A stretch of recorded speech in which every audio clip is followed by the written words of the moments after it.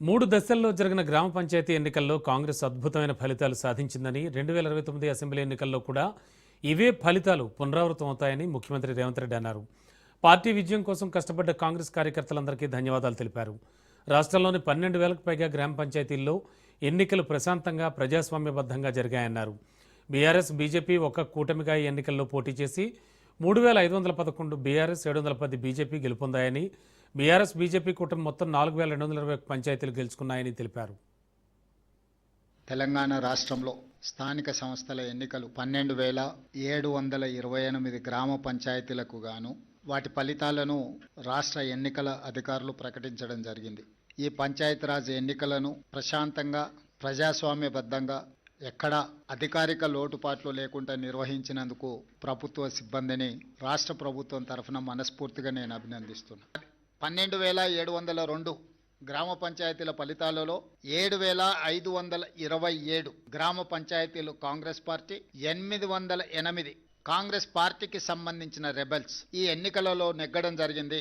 మొత్తానికి 8,335 గ్రామ పంచాయతీలు 66% ఫలితాలను కాంగ్రెస్ రెబెల్స్ ఈ ఎన్నికలలో మేము సాధించడం జరిగింది. అదేవిధంగా బీఆర్ఎస్, బీజేపీ ఒక కూటమిగా ఈ ఎన్నికల్లో పోటీ చేసి 3,511 బీఆర్ఎస్, 710 గ్రామ పంచాయతీలు బీజేపీ, టోటల్గా 4,221 బీఆర్ఎస్, బీజేపీ కూటమి గెలుచుకోవడం జరిగింది.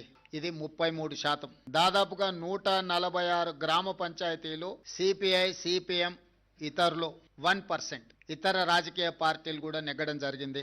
కాంగ్రెస్ రెబెల్స్ 66% గెలిస్తే బీజేపీ, బీఆర్ఎస్ 33%, కమ్యూనిస్టులు 1% ఈరోజు ఈ ఎన్నికల్లో ఫలితాలను సాధించారు. ఈ ఫలితాలు మా 2 సంవత్సరాల పరిపాలనకు ప్రజలిచ్చిన తీర్పు. పర్సంటేజ్తో సహా, గ్రామ పంచాయతీలతో సహా ఈరోజు 94 శాసనసభ నియోజకవర్గాలలో ప్రతి నియోజకవర్గంలో ఏ పార్టీ ఎన్ని గెలిచిందో నేను అధికారికంగా ఒక నోటు విడుదల చేస్తున్నా. మీరు నోటు తీసుకొని ఆ నియోజకవర్గంలో వెళ్ళి నిజ నిర్ధారణ కార్యక్రమాలు పెట్టుకొని మీరు పరిశీలించండి. కేటీఆర్ అనేవాడు కాంగ్రెస్ గురించి ఆలోచన చేస్తలేడు. హరీష్ అనేవాడు వెనకాల తవ్వుతున్నాడు. కేటీఆర్ నాయకత్వంలో ఏ ఎన్నికలు జరిగిపోయినా ఓడిపోయిండు కాబట్టి నాయకత్వాన్ని మార్చాలని హరీష్ వెనకాల నుంచి ఏదైతే ప్రయత్నం చేస్తుండో ఆ విషయాన్ని డైల్యూట్ చేయడానికి పర్యటనలు పెట్టుకుంటున్నాడు తప్ప ఇది ప్రజలకు కానీ ప్రభుత్వానికి కానీ సంబంధం లేదు. ఇప్పుడు కేటీఆర్ వర్కింగ్ ప్రెసిడెంట్ అయినప్పటి నుంచి జరిగిన ఏ ఎన్నికలు గెలవలే కదా. జనరల్లో అసెంబ్లీ కావచ్చు, జనరల్లో జరిగిన లోక్సభ కావచ్చు, తర్వాత జరిగిన ఉప ఎన్నికలు కావచ్చు, తర్వాత జరిగిన గ్రామ పంచాయతీ ఎన్నికలు కావచ్చు. ఈ రోజు హరీష్ వర్గం ఆల్రెడీ సోషల్ మీడియాలో, మిగతా మీడియాలలో మొదలు పెట్టింది కదా. కేటీఆర్ ఉంటే ఇంకా పార్టీ మిగలదు కాబట్టి కేటీఆర్ను తప్పించండి, హరీష్కు నాయకత్వాన్ని అప్పచెప్పండి అని ఒక స్లోగన్ తీసుకొని బయలుదేరిండు. 2023 డిసెంబర్ 7 నాడు మేము అధికారం చేపట్టిన తర్వాత కంటోన్మెంట్ శాసనసభ ఉప ఎన్నికలు జరిగినాయి. పోయిన నెల జూబ్లీ హిల్స్ శాసనసభ ఉప ఎన్నికలు జరిగినాయి. ఈ 2 ఉప ఎన్నికలలో కూడా కాంగ్రెస్ పార్టీని ప్రజలు ఆశీర్వాదించడం జరిగింది. ఈనాడు గ్రామీణ ప్రాంతాలలో జరిగిన గ్రామ పంచాయతీ ఎన్నికలు 94 శాసనసభ నియోజకవర్గాల పరిధిలో ఈ ఎన్నికలు జరిగినాయి. ఈ 94 శాసనసభ నియోజకవర్గాల పరిధిలో జరిగిన ఎన్నికల్లో కాంగ్రెస్ పార్టీ 87 శాసనసభ నియోజకవర్గాలలో మెజారిటీ సాధిస్తే, బీఆర్ఎస్ 6 శాసనసభ నియోజకవర్గాలలో మెజారిటీ సాధిస్తే, బీజేపీ 1 శాసనసభ నియోజకవర్గంలో మెజారిటీ గ్రామ పంచాయతీలు సాధించుకోవడం జరిగింది. బీఆర్ఎస్ దుబ్బాక, హుజూరాబాద్, జనగాం, సిద్దిపేట, సిరిసిల్ల, సిర్పూర్, కాగజ్ నగర్లో మెజారిటీ సాధిస్తే, ముదోల్లో బీజేపీ అధిక గ్రామ పంచాయతీలను సాధించడం జరిగింది. 94 శాసనసభ నియోజకవర్గాలలో స్థానిక సంస్థల ఎన్నికలు జరిగితే కాంగ్రెస్ పార్టీ 87 శాసనసభ నియోజకవర్గాలలో అత్యధిక స్థానాలను సాధించడం ద్వారా 2023 నాడు మేము సిపిఐ కలిసి సాధించిన 65-66 శాసనసభ నియోజకవర్గాలతో పోలిస్తే ఇప్పుడు ఇంకొక 21 శాసనసభ నియోజకవర్గాలు అధికంగా గెలవడం జరిగింది. రాష్ట్ర స్థాయిలో అది పట్టణ ప్రాంతం కావచ్చు, గ్రామీణ ప్రాంతం కావచ్చు, ఈ 2 సంవత్సరాలలో జరిగిన ప్రతిష్టాత్మకమైన ఎన్నికలలో మా ప్రభుత్వానికి విస్పష్టంగా ప్రజలు ఆదరించి, గౌరవించి అత్యధిక స్థానాలను కట్టబెట్టిండ్రు. కేసీఆర్ గారిని ప్రతిపక్ష నాయకుడిగా లేఖ రాయమని 3 రోజులు కానీ 4 రోజులు కానీ కృష్ణా నదీ జలాలు, గోదావరి జలాలకు సంబంధించి ఎవరు ఏం చేసిండ్రో చర్చ చేద్దాం కూలంకషంగా, పూర్తి వివరాలతో వచ్చి కూర్చుందాం. ఏ విషయమైనా వారు లేవనెత్తని 10 సంవత్సరాలలో వారు చేసిన అన్యాయాన్ని, వారు సంతకాలు పెట్టి 299 టీఎంసీ మాకు చాలు, 512 టీఎంసీ ఆంధ్రప్రదేశ్ను తీసుకోమని కృష్ణానది జలాలలో ఏ విధమైన ఒప్పందాలు చేసిండో, ఒప్పందాలతో పాటు 10 సంవత్సరాలైన పాలమూరు రంగారెడ్డి ఎత్తిపోతలకు కానీ, కల్వకుర్తి ఎత్తిపోతలకు కానీ, సీతారామ సాగర్ కానీ దేనికి నికర జలాలు కానీ వరద జలాలు కానీ సాధించలేదు. సమ్మక్క సారలమ్మ కూడా వారు సాధించకపోతే ఉత్తమ్ కుమార్ రెడ్డి గారు మంత్రిగా సాధించారు. ఈ రోజు ఏదైనా పక్క రాష్ట్రం నుంచి మన హక్కులను సాధించడం మేము అధికారంలోకి వచ్చిన తర్వాతనే. వీటన్నిటి మీద వారు లేనప్పుడు నేను సూటిగా వారితోని చర్చను ఆహ్వానిస్తున్నా. చంద్రశేఖరరావు గారు బీఆర్ఎస్ ఆఫీస్ కార్యాలయంలో చర్చించడం కాదు, వారు అడిగితే ఎప్పుడంటే అప్పుడు ప్రత్యేక సమావేశాలు ఏర్పాటు చేస్తా. కృష్ణా గోదావరి జలాల మీద చర్చ చేద్దాం. పూర్తి వివరాలను వాస్తవాలను ప్రజలకు వివరిద్దాం. ఈ రోజు ఉమ్మడి రాష్ట్రానికంటే కూడా తీరని ద్రోహం చేసింది బీఆర్ఎస్, చంద్రశేఖరరావు గారు. ఆధారాలతో సహా మొత్తం సభలో చర్చకు మేము పెట్టడానికి సిద్ధంగా ఉన్నాము. వారి సభకు వచ్చి చర్చించి నిజంగానే మా వైపు నుంచి ఏమైనా లోపం ఉంటే వారిని ప్రశ్నించమని నేను సవాల్ విసురుతున్నా. సర్పంచ్ ఎన్నికల్లో అవకతవకలు చేశారన్నారు మాజీ మంత్రి కేటీఆర్. అధికార దుర్వినియోగంతో 150 వరకు సర్పంచ్ సీట్లు గెలిచారని విమర్శించారు. ఎమ్మెల్యేలు ఫిరాయించినట్లుగా స్పీకర్ కనిపించడం లేదంటున్నారని, కడియం శ్రీహరి బాహాటంగా పార్టీ మారినట్లు ప్రకటించినా స్పీకర్కు కనిపించడం లేదన్నారు. సీఎం చెప్పినట్లు స్పీకర్ వ్యవహరిస్తున్నారంటూ మండిపడ్డారు. అసలు ఫిరాయింపు నేతలకు ఏ పార్టీనో చెప్పుకోలేని పరిస్థితిలో ఉన్నారని ఎద్దేవా చేశారు. ఎమ్మెల్యేలు ఇచ్చిపెట్టలేదు. మన పార్టీ వదిలిపెట్టి 10 మంది ఎమ్మెల్యేలు పోయి కాంగ్రెస్ పార్టీలో చేరినారు. స్పీకర్ గారికి కనబడతలేదంట. ఏదో ఎమ్మెల్యేలు సిగ్గు లేకుండా వాళ్ళే చెప్పుకున్నారు. కడియం శ్రీహరి గారు ఆయనే చెప్పుకుంటున్నాడు, నేను అభివృద్ధి కోసం కాంగ్రెస్ లో చేరినా అని ఉపన్యాసాలు ఇచ్చిండు మైకులలో. స్పీకర్ కనబడతలేదంట, వినబడతలేదంట. ఎంత వికృతమైన రాజకీయం అంటే, స్పీకర్ గారేమో ముఖ్యమంత్రి ఏం చెప్తే అది ఆయన చేస్తా ఉన్నాడు. ఇంకా గలీజ్ ఏంటంటే 10 మంది ఆ ఎమ్మెల్యేలు ఎవరైతే పోయినారో వాళ్ళు ఇలా ఆడనా మొగనా చెప్పమంటే చెప్పలేని పరిస్థితి ఉన్నారు. వాళ్ళు ఏ పార్టీ రాబాయి నీదంటే ఏ పార్టీ ఆనికి తెలియదు. ఎంత సిగ్గుమాలిన పరిస్థితి. ఒక్కొక్కరు 70 ఏళ్లకు వస్తే 75 ఏళ్లకు వచ్చిండు పోచారం శ్రీనివాసరెడ్డి. ఏం రోగమైన నాకు అర్థం కాదు. ఈ వయసులో ఓసారి స్పీకర్, ఓసారి మంత్రి, ఇంకేం చేస్తాడు కేసీఆర్? నీకు సిగ్గు లేకుండా కాంగ్రెస్ లో చేరి ఇలా ముఖం ఎక్కడ పెట్టుకోనా తెలియక కాంగ్రెస్ లో దిక్కు కూర్చున్నాడు. ఏది అసెంబ్లీలో కూర్చుంటే మొన్న స్పీకర్ ముంగట మనోళ్ళు అడిగిరట, మరి నువ్వు మా ఓన్ అయితే గట్టెందుకు కూర్చున్నావా? బాత్రూమ్ దగ్గర ఉంది, జల్లి పోయేది ఉంటది. అదో బతుకా నీది? నాకు అర్థం కాదు. ఏం బతుకు? ఇంతకాలం 70 ఏళ్ళు సంపాదించిన పేరంతా నాశనం చేసుకుంటే రేవంత్ రెడ్డి సంకల చేరి. ఎందుకు ఆ బతుకు? నాకు అర్థం కాదు. ఎందుకు ఆ బతుకు? 10 మంది ఎమ్మెల్యేలు ఏం బతుకది? గబ్బిలాలు కదా సూరు పట్టుకొని ఎలాడినట్టు అక్కడికి పొగ పెడుతుంటే సి అని కొడుతుంటే ఏ పార్టీ చెప్పుకోలేని పరిస్థితి. ఓ పెద్ద పెద్ద మాటలు చెప్తాడు కడియం శ్రీహరి. ఏదో కడియం అంటే కమిట్మెంట్, క్యారెక్టరా కాకరకాయ. ఏమిటిది? ఏ పార్టీలు ఉన్నాయా అంటే అతి తెలివి. యా పార్టీలు ఉండాలో ఆ పార్టీలనే ఉన్నాడు. రేవంత్ రెడ్డి ఉండేది 3 ఫీట్లు కానీ 30 ఫీట్ల డైలాగులు కొడతాడు.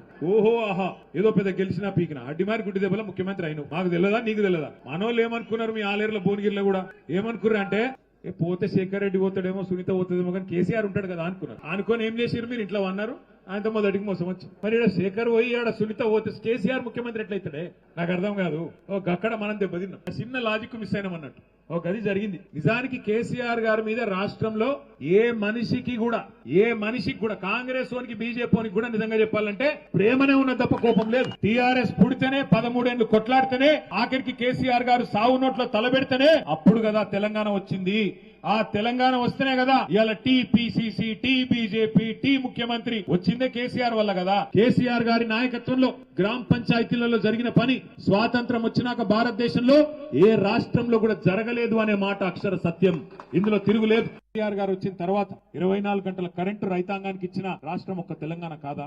నాట్లేసే టైం వచ్చిందంటే మీరెవ్వరు దరఖాస్తు పెట్టాల్సిన అవసరం లేకుండా, దండం పెట్టే అక్కర లేకుండా, దఫ్తర్ చుట్టూ తిరిగే అవసరం లేకుండా మీ ఫోన్లలో టింగు టింగు టింగు అని సౌండ్ వస్తున్నాయి. ఇలా వస్తున్నదా టింగు టింగు? టింగు టింగు కాదట. రేవంత్ రెడ్డి చెప్తాడు ఆయన టింగు టింగు నడవదంట రైతు బంధుకు. టకీ టకీ అట. పడుతుందా మరి టకీ టకీమని? ఏడబడ్డది. 2 సార్లు రైతు బంధు కూడా ఎగ్గట్టింది. అపోజిషన్ ఉన్నప్పుడేమో, ప్రతిపక్షంలో ఉన్నప్పుడేమో 3 పంటలకి ఇవ్వాలి రైతు బంధు, 2టికే ఇస్తావా అని మాట్లాడిండు. 10,000 కాదు 15,000 ఇస్తా సోనియా గాంధీ మీద ఒట్టని మాట్లాడిండు. పెన్షన్లు 2,000 ఇస్తావా, 4,000 ఇవ్వాలి అన్ని చెప్పిరు. 6 గ్యారంటీలు, 100 రోజులు అన్ని చేస్తాం. మరి 800 రోజులు అయిపోయాయి. ఇవాళ ఏమంటున్నాడు? మొత్తం కేసీఆర్ అప్లపాలు చేసిపోయిండు. దివాలా తీసింది రాష్ట్రం. క్యాన్సర్ పేషెంట్ అయింది, ఎయిడ్స్ పేషెంట్ అయింది. వెనకటికి ఎవడో ముఖం బాగాలేక అద్దంబల కొట్టుకున్నాడట. శాత కాదు నీకు నడపనికి ప్రభుత్వం. యాద్ చేసుకోండి ఒక్కసారి. దగ్గర రాష్ట్రం మొత్తం నిన్న కూర్చొని లెక్క తీసినాం మన పార్టీ ఆఫీస్ లో. రాష్ట్రం మొత్తం ఒక 100-150 గ్రామాలు ఇట్లున్నాయి. మనం గెలిచినాక కూడా కావాలని రీకౌంటింగ్ పెట్టి దొంగతనంతోని అధికార బలంతోని అధికార దుర్వినియోగంతో గెలిచిన ఒక 100-150 గ్రామాలున్నాయి. ఒక్కటి కూడా వదిలిపెట్టాం. కోర్టుకు పోతాం. తప్పకుండా గెలిచి వచ్చేదాకా మీకోసం కొట్లాడతామని చెప్పి కూడా నేను విజ్ఞప్తి చేస్తాను. ఇక రేవంత్ సర్కార్పై మాజీ మంత్రి హరీష్ రావు విరుచుకుపడ్డారు. రేవంత్ పాలనలో రైతులు ఆగమాగమయ్యారని మండిపడ్డారు. సింగూరు ప్రాజెక్టు పరిధిలో ఉన్న రైతులు ప్రస్తుతం యాసంగి పంట సాగు చేయాలా వద్దా అనే సందిగ్ధంలో ఉన్నారన్నారు. ప్రాజెక్టు మరమ్మతుల పేరుతో నీటిని పూర్తిగా ఖాళీ చేయడంతో రైతులు అగమ్య గోచరంగా పడిపోయారని ఆయన విమర్శించారు. ఒకవేళ ప్రభుత్వం సకాలంలో ఈ పనులు పూర్తి చేసుంటే యాసంగి సాగుకు ఎలాంటి ఇబ్బందులు ఉండేవి కావన్నారు.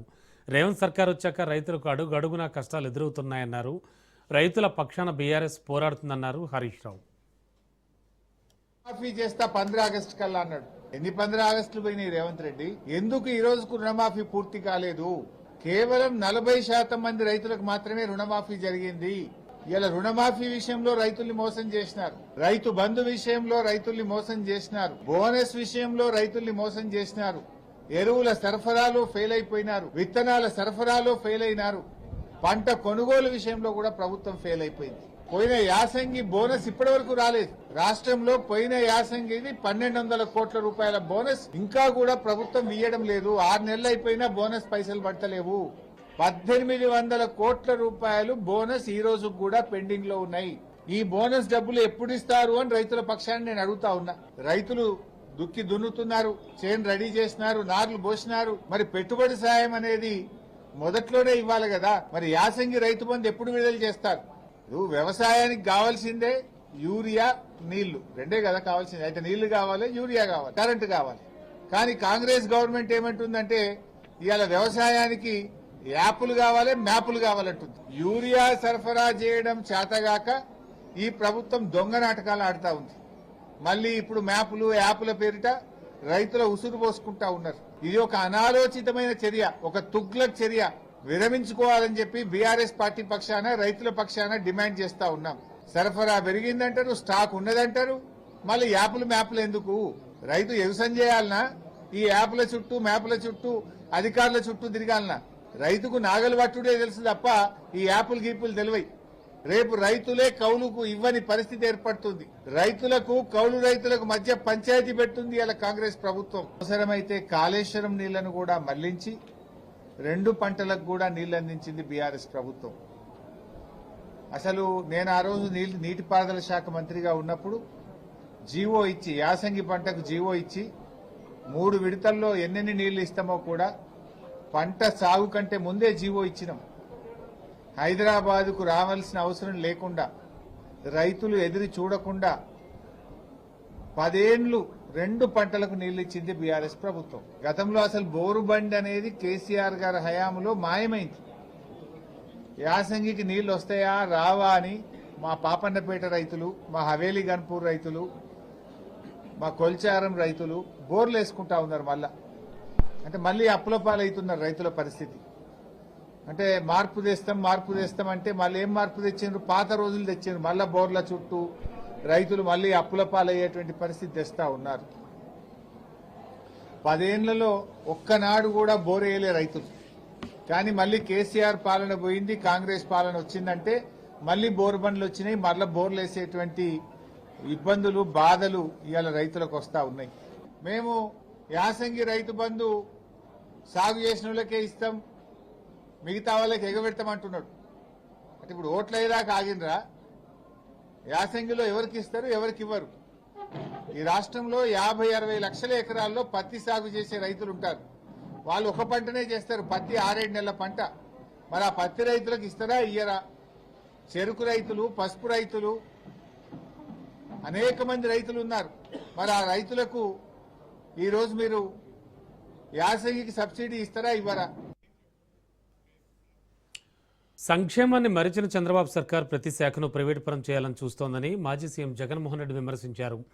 మెడికల్ కాలేజీలను ప్రైవేటీకరణ చేయడాన్ని వ్యతిరేకిస్తూ చేపట్టిన 1 కోటి సంతకాల ప్రతులను గవర్నర్ నజీర్కు అందించిన జగన్మోహన్ రెడ్డి కూటమి సర్కార్పై నిప్పులు చెరిగారు. మెడికల్ కాలేజీల ప్రైవేటీకరణ వెనుక చంద్రబాబు పెద్ద స్కామ్ స్కెచ్ వేశారని జగన్ ఆరోపించారు. పేదలకు వైద్యం అందకుండా చేస్తున్న చంద్రబాబుకు ప్రజలు బుద్ధి చెప్తారని జగన్ అన్నారు. అక్టోబర్ 9న నర్సీపట్నం మెడికల్ కాలేజీను నేను సందర్శించిన. ఆ తర్వాత అక్టోబర్ 10 నుంచి డిసెంబర్ 10 దాకా ప్రతి గ్రామంలోనూ, ప్రతి పట్టణంలోనూ, ప్రతి వార్డులోనూ రచ్చబండ కార్యక్రమం ద్వారా ప్రజలకు మెడికల్ కాలేజీలు ప్రైవేటైజేషన్ వల్ల జరిగే నష్టాల మీద ప్రజలకు అవగాహన పెరిగేలా, అవగాహన వచ్చేలా ఒకవైపున ఎడ్యుకేట్ చేస్తూ వాళ్ళను కూడా ఉద్యమంలో భాగస్వామ్యం చేస్తూ వాళ్ళ సంతకాలను ద్వారా వాళ్ళ అభిప్రాయం, వాళ్ళు నిరసనను తెలియజేసే కార్యక్రమం సంతకాల సేకరణ జరిగింది. మళ్ళీ 175 నియోజకవర్గాల్లోనూ భారీగా ర్యాలీలతో సేకరించిన సంతకాలన్నింటినీ కూడా జిల్లా కేంద్రాలకు పంపించే కార్యక్రమానికి శ్రీకారం చుట్టడం జరిగింది. 15వ తారీఖున జిల్లా కేంద్రాలలో మళ్ళీ భారీ ర్యాలీలతో సేకరించిన సంతకాలను గవర్నర్ గారి దగ్గరికి ఈ సంతకాలన్నీ కూడా తీసుకొచ్చి ప్రజల నిరసనను ఆధారాలతో సహా గవర్నర్ గారికి చూపించి ఎక్స్ప్లెయిన్ చేయడం జరిగింది. ఎందుకు రాష్ట్ర ప్రభుత్వాలు హాస్పిటల్ నడుపుతాయి? ఎందుకు ఆర్టీసీ బస్సులు నడుపుతాయి? ఎందుకు పోలీసులు రాష్ట్ర ప్రభుత్వం ఎందుకు నడుపుతుంది? ఎప్పుడైనా ఆలోచన చేశారా?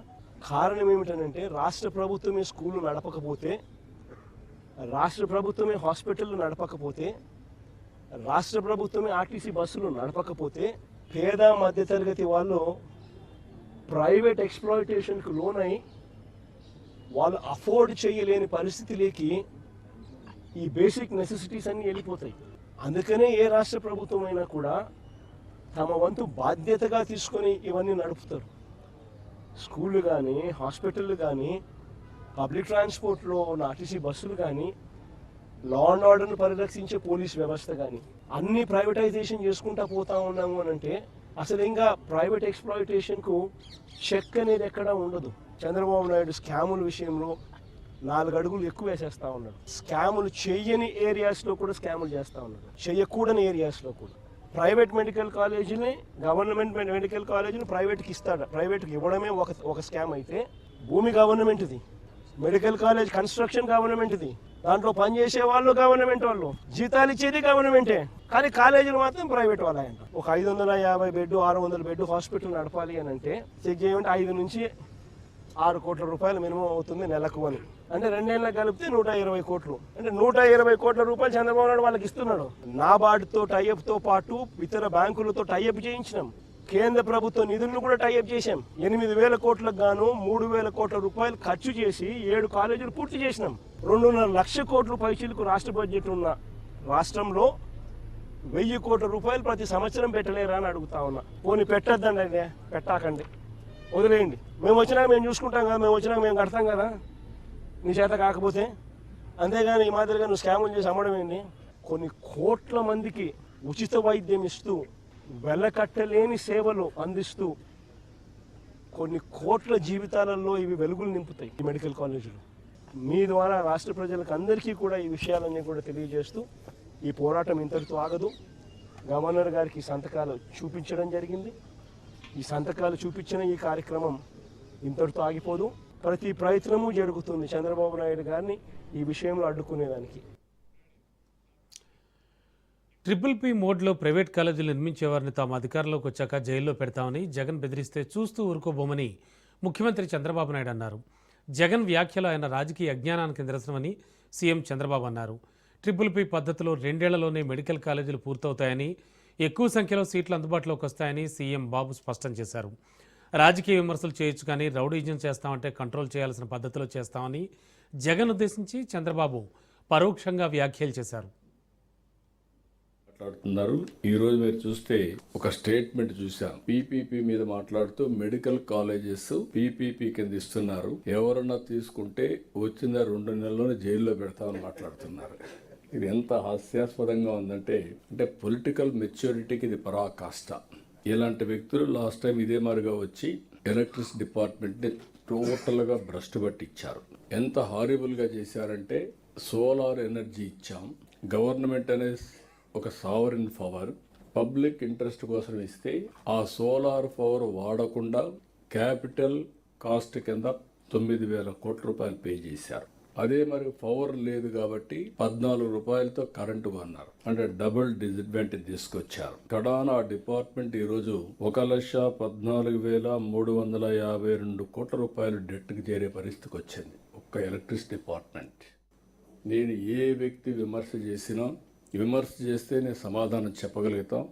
విమర్శకు మించి దౌర్జన్యం చేయాలంటే మాత్రం, రౌడీజం చేయాలంటే మాత్రం, బెదిరించాలంటే మాత్రం అది జరగదు.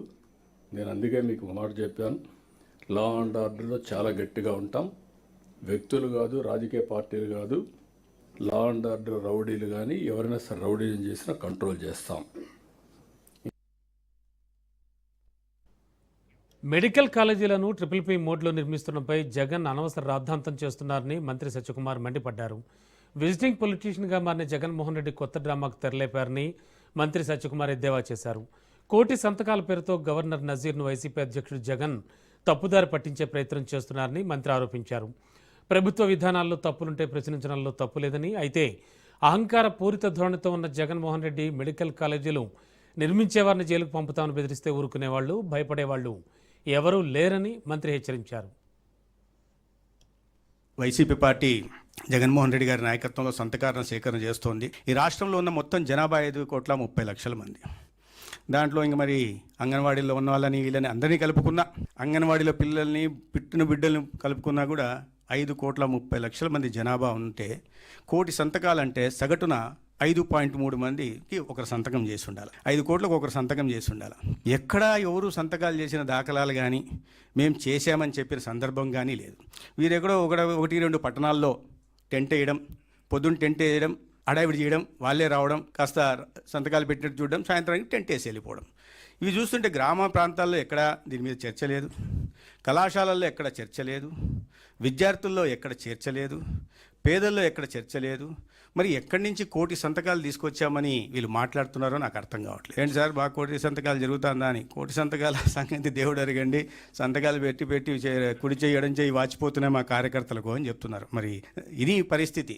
కోటి సంతకాలు చేయిస్తున్నామని ఎవరిని మభ్యపెట్టే ప్రయత్నం జగన్మోహన్ రెడ్డి గారు చేస్తున్నారో నాకు అర్థం కాదు. సరే, రాజకీయాలు చేయడంలో అర్థం ఉంది, కానీ ఆయన అవగాహన రాహిత్యంతో చేస్తున్నారా, లేదా తెలిసి ఉనికి కాపాడడం కోసం రాజకీయం చేస్తున్నారా, అది కూడా స్పష్టం చేస్తే బాగుంటుంది. నిన్న కూడా ప్రైవేటీకరణని అడ్డుకుంటామనే రాశారు. దాంట్లో అఫీషియల్గా రాస్తున్న దాంట్లో కూడా అంటే మరి జగన్మోహన్ రెడ్డి గారికి పబ్లిక్ ప్రైవేట్ పార్ట్నర్షిప్కి, ప్రైవేటైజేషన్కి ఇప్పటికీ తేడా తెలియకుందా? మేము చాలాసార్లు చెప్పాం, ఒకసారి తెలియకపోతే వివరిస్తాం జగన్మోహన్ రెడ్డి గారు, కొద్దిగా తెలుసుకోండి బయటైనా, లేదా మేమైనా వివరిస్తామని కూడా చెప్పాం. ఆయన మళ్ళీ అదే చెప్పి దాన్ని ఏదో ఒప్పించాలని చూస్తారు. ప్రజల్లో స్పందన లేని చోట దాని మీద హడావిడి చేసి ఎవరిని మభ్యపెట్టాలని చూస్తున్నారు, ఎవరిని మోసం చేయాలని చూస్తున్నారు, ఎవరిని తప్పుదారి పట్టించాలని చూస్తున్నారు, జగన్మోహన్ రెడ్డి గారు సమాధానం చెప్పాల్సింది. ముఖ్యమంత్రి రేవంత్ రెడ్డితో ఆర్బీఐ గవర్నర్ సంజయ్ మల్హోత్రా మర్యాదపూర్వకంగా భేటీ అయ్యారు. ఆర్బీఐ బోర్డు మీటింగ్ హాజరయ్యేందుకు హైదరాబాద్ వచ్చిన మల్హోత్రా సీఎంను మర్యాదపూర్వకంగా కలిశారు. రాష్ట్ర ప్రభుత్వం అనుసరిస్తోన్న ఆర్థిక విధానాలను సంజయ్ మల్హోత్రా ప్రశంసించారు. రాష్ట్ర ప్రభుత్వం తీసుకొచ్చిన సంస్కరణలను ఆర్బీఐ గవర్నర్కు సీఎం రేవంత్ వివరించారు. విద్యుత్ రంగంలో సంస్కరణలు, 3వ డిస్కమ్ ఏర్పాటుపై ఆర్బీఐ గవర్నర్కు సీఎం రేవంత్ వివరించారు. బియుడిఎస్ యాక్ట్ను నోటిఫై చేయాలని ముఖ్యమంత్రిని కోరిన ఆర్బీఐ గవర్నర్ మల్హోత్రా కోరారు. ఇక ఈ సమావేశంలో రాష్ట్ర ప్రభుత్వ ప్రధాన కార్యదర్శి Ramakrishnarao, CM principal secretary Seshadri, finance secretary Sandeep Kumar Sultania, RBI Hyderabad regional director Chinmoy Kumar, general managers major S Pal Charan, S Panigrahi తదితరులంతా పాల్గొన్నారు.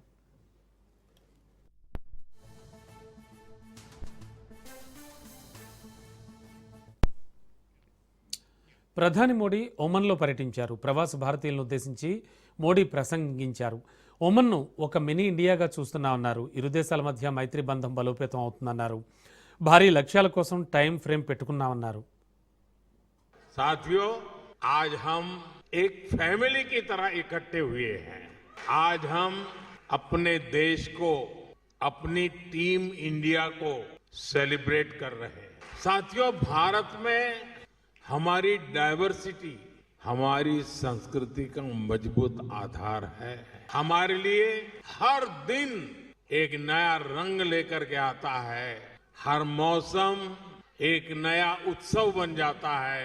हर परंपरा एक नई सोच के साथ आती है. और यही कारण है कि हम भारतीय कहीं भी जाए, कहीं भी रहे, हम डाइवर्सिटी का सम्मान करते हैं. हम वहां के कल्चर, वहां के नियम कायदों के साथ घुल मिल जाते हैं. ओमान में भी मैं आज यही होते हुए अपने आंखों के सामने देख रहा हूं। ये भारत का डायस्पोरा को एग्जिस्टेंस का, कोऑपरेशन का एक लिविंग एग्जाम्पल बना हुआ है। साथियों, भारत की इसी समृद्ध सांस्कृतिक विरासत का एक और अद्भुत सम्मान हाल ही में मिला है। आपको शायद पता होगा, यूनेस्को ने दिवाली को इंटेजिबल कल्चरल हेरिटेज ऑफ ह्यूमैनिटी में शामिल किया है। మహాత్మా గాంధీ గ్రామీణ ఉపాధి హామీ పథకం పేరును విబీజీ రామ్జీగా మార్చిన బిల్లుకు లోక్సభ ఆమోదం తెలిపింది. ప్రజా అవసరాలకు తగ్గట్టుగా పథకాల పేర్లలో విధానాల్లో మార్పు తప్పనిసరని కేంద్ర మంత్రి శివరాజ్ సింగ్ చౌహాన్ స్పష్టం చేశారు. ఎంజీ ఎన్ఆర్జీఎస్ పథకం పేరు మార్పుపై ప్రతిపక్షాలు రాద్ధాంతం చేస్తున్నాయని మంత్రి విమర్శించారు. ఉపాధి పథకం మొదట్లో మహాత్మాగాంధీ పేరు లేదనే విషయాన్ని గుర్తు చేసిన శివరాజ్ సింగ్ చౌహాన్ గాంధీని కాంగ్రెస్ రాజకీయ ప్రయోజనాల కోసం వాడుకుంటోందని ఆరోపించారు. माननीय अध्यक्ष महोदय, गांव का विकास हमारे विचार के केंद्र में, हमारे सोच के केंद्र में, और माननीय अध्यक्ष महोदय, इसलिए गांव के विकास के लिए आज नहीं, कई वर्षों पहले से अनेकों योजनाएं बनी। पहली योजना बनी ग्रामीण जनशक्ति कार्यक्रम, ये 60-61 में बनी। माननीय अध्यक्ष महोदय, उससे उद्देश्य पूरा नहीं हुआ, सीमित कवरेज और अपर्याप्त वित्तीय संसाधन के कारण। तो फिर बनी ग्रामीण रोजगार के लिए क्रैश योजना। उसके बाद काम के बदले अनाज योजना आई, फिर राष्ट्रीय ग्रामीण रोजगार कार्यक्रम आया। माननीय अध्यक्ष महोदय, फिर ग्रामीण भूमिहीन रोजगार गारंटी कार्यक्रम आया, फिर जवाहर रोजगार योजना आई, फिर संपूर्ण ग्रामीण रोजगार योजना आई, फिर राष्ट्रीय काम के बदले अनाज कार्यक्रम आया। एक के बाद एक योजना। తెలంగాణ ప్రభుత్వానికి సుప్రీంకోర్టులో భారీ ఊరట లభించింది. 15,000 కోట్ల విలువ చేసే భూములకు సంబంధించి సర్వోన్నత న్యాయస్థానం కీలక తీర్పిచ్చింది. హైదరాబాద్ వనస్థలిపురం సమీపంలోని సాహెబ్ నగర్ వద్ద ఉన్న 102 ఎకరాల భూమి తెలంగాణ అటవీ శాఖదే అని తేల్చింది. దాదాపు 20 ఏళ్లుగా ఈ భూ వివాదం కొనసాగుతోంది. ఈ భూమిపై యాజమాన్య హక్కులు కోరుతూ నిజాం, సాలార్జంగ్, మీరాలం వాసులు అంటూ పలువురు న్యాయస్థానంలో పిటిషన్లు దాఖలు చేశారు. గతంలో పిటిషన్లు వేసిన 260 మందికి అనుకూలంగా హైకోర్టు తీర్పిచ్చింది. హైకోర్టు తీర్పుపై రాష్ట్ర ప్రభుత్వం సుప్రీంకోర్టులో అప్పీల్ చేసింది. సుదీర్ఘ విచారణ అనంతరం justice Pankaj Mithal, justice SVN భట్టిల ధర్మాసనం ఇది పూర్తిగా అటవీ భూమని రాష్ట్ర ప్రభుత్వానికి పూర్తి హక్కులు కల్పిస్తూ తీర్పిచ్చింది. తీర్పు వెలువడిన 8 వారాల్లో రిజర్వ్ ఫారెస్ట్గా నోటిఫై చేయాలని రాష్ట్ర ప్రభుత్వ ప్రధాన కార్యదర్శిని సుప్రీంకోర్టు ఆదేశించింది. నోటిఫికేషన్ ప్రతిని సుప్రీంకోర్టు రిజిస్ట్రీకి పంపాలని ధర్మాసనం ఆదేశించింది. దేశీయ స్టాక్ మార్కెట్లు ఫ్లాట్గా ముగిశాయి. ఉదయం నష్టాల్లో ప్రారంభమైన సూచీలు తర్వాత లాభపడ్డాయి. ఆఖరిలో మళ్లీ అమ్మకాల ఒత్తిడితో నష్టాల్లోకి జారుకుని స్వల్ప నష్టాలకు పరిమితమయ్యాయి. సెన్సెక్స్ 77.84 పాయింట్ల నష్టంతో 84,481.81 వద్ద స్థిరపడింది.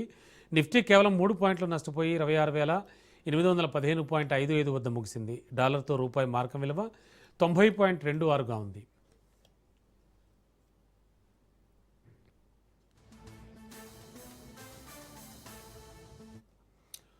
ఇక ఇవి బులెటిన్ విశేషాలు చూస్తూనే ఉండండి.